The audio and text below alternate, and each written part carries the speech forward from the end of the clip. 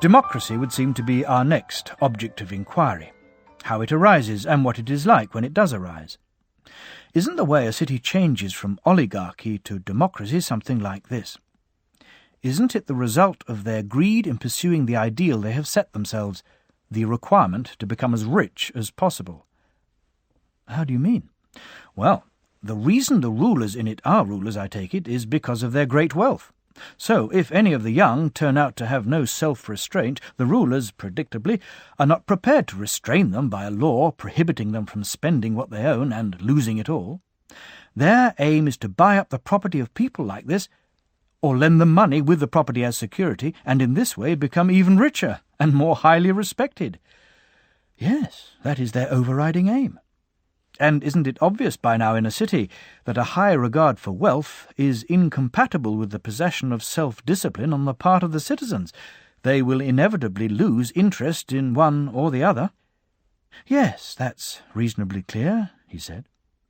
So, through negligence and the consistent license they give well-born individuals to behave without restraint, the rulers in oligarchies can sometimes drive them into poverty. They certainly can. And these people, I take it, sit around armed in the city, in debt, or disfranchised, or both.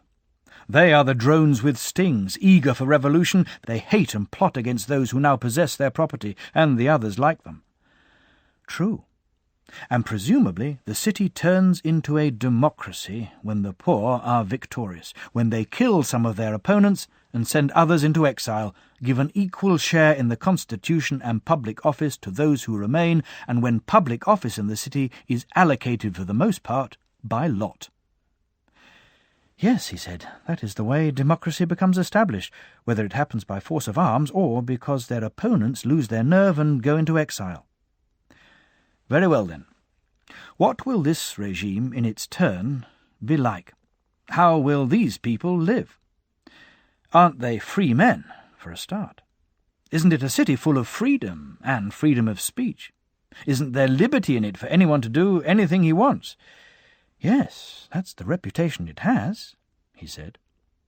And where there is liberty, then obviously each person can arrange his own life within the city in whatever way pleases him. Obviously. The most varied of regimes, I would think, as far as human character goes. Of course. It's probably the most attractive of the regimes, I said. Like a coat of many colours, with an infinite variety of floral decoration. So this regime will catch the eye with its infinite variety of moral decoration.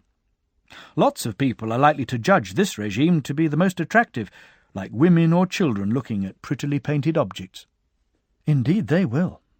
There's no compulsion to hold office in this city, I said, even if you're well qualified to hold office, nor to obey those who do hold office if you don't feel like it, nor to go to war when the city is at war, nor to be at peace when everyone else is, unless peace is what you want.